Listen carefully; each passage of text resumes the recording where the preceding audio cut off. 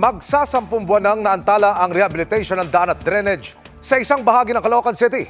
Abala na umano yan sa mga residente at motorista lalo't nakatiwangwang ang mga materyales sa lugar. Agad dumaksyon ang inyong Kapuso Action Man. September 2023 ang nakasaad na completion date sa proyektong rehabilitation ng DPWH Metro Manila 3rd District Engineering Office sa daan at drainage ng Samson Road at Torres Bugalyon sa Caloocan City. Pero maghuhulyo na, di pa rin umano tapos ang proyektong sinimulan.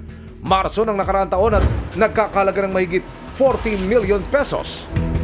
Hindi na makadaan ng maayos ang mga pedestrian, yung mga tao at saka yung mga sasakyan dyan. Napakatagal ng nakatiwangwang.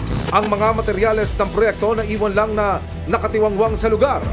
Nahirapan kami na magandang dito. Motorista at saka tao dumaan dyan kasi nga natitenga.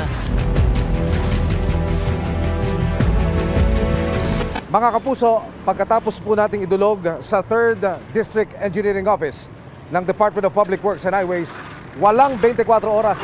Dumating na po ang kanilang mga trabahador para simulan ang clearing operation dito po sa area ng Caloocan. Aminado ang DPWH Metro Manila 3rd District Engineering Office na sadyang na-delay ang proyekto. September 2023, dapat yung completion date na tinatawag. Hindi ho nasunod ito? Yun po, yun sa mga reason po, yun yung mga permits nga po, tsaka yung naging activities po ni Maynilad.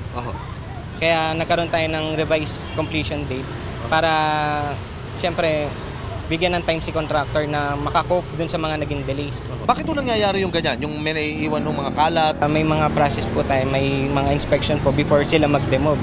So kahit completed na siya nung May, natapos yung project nung May, inaantay po natin na ma-inspect po talaga lahat ng project before sila umalis po ng site. We will make sure po na makiklear po lahat ng mga spoils and mga natirang materyales po ni contractor. Sa ngayon ay naalis na ang mga naiwang materyales.